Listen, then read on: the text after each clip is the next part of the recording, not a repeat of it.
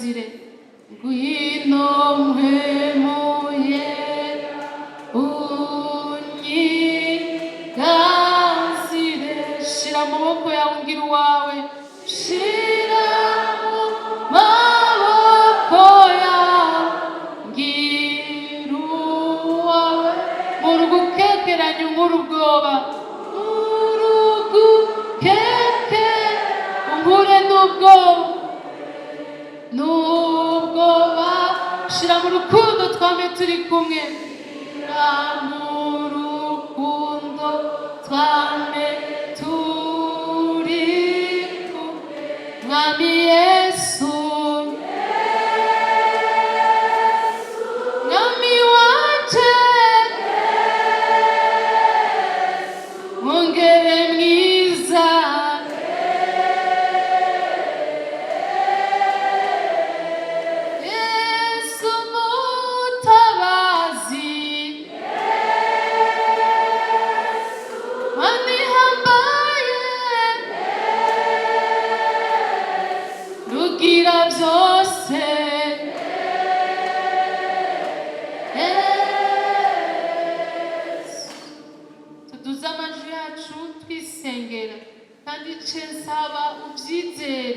Imana igomba kugutabara, Imana igomba kukugira neza, Imana birayibabaza iyo ubabaye, Imana biyigwa nabi iyo ufise intimba, iyo ufise agahinda, Imana irababara.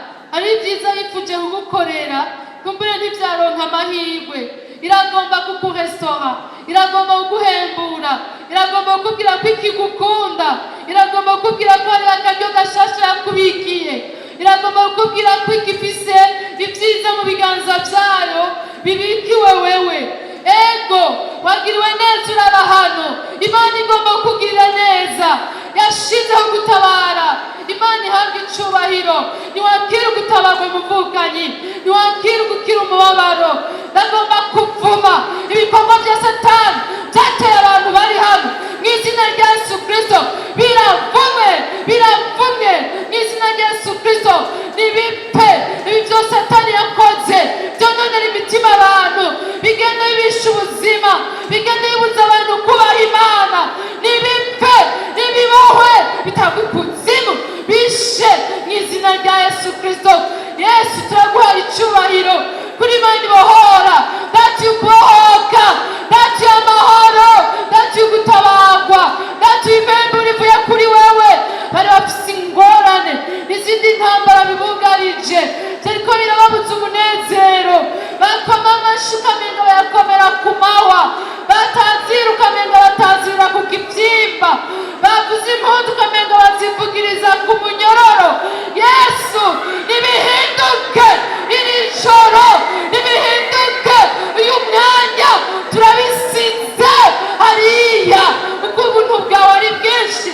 Niwe uhindura iminsi, niwe uhindura ibibera muri yo, kandi niwe wizeje utavuga ngo ngira ngo ari ikintu gishasha. Ntimusubire kwiyumvira ku vya mbere. Kandi Mwami Yesu Kristo, yego ngo ingabo n'abahizi babi barwanya abantu bawe ngo birategeye, birazimye nk'urutambi. Turagushimiye Mwami, uri Imana igira ubuntu, natuye amaraso yawe yera, natuye gutabara kwawe ku bana bawe. Yesu urakoze, natuye guharirwa, natuye kubohoka mw'izina ryawe ryera Yesu Kristo. Saba abantu mwese mwari munyotewe imbabazi, muve hasi tuzakire, muve hasi wakira imbabazi z'Imana.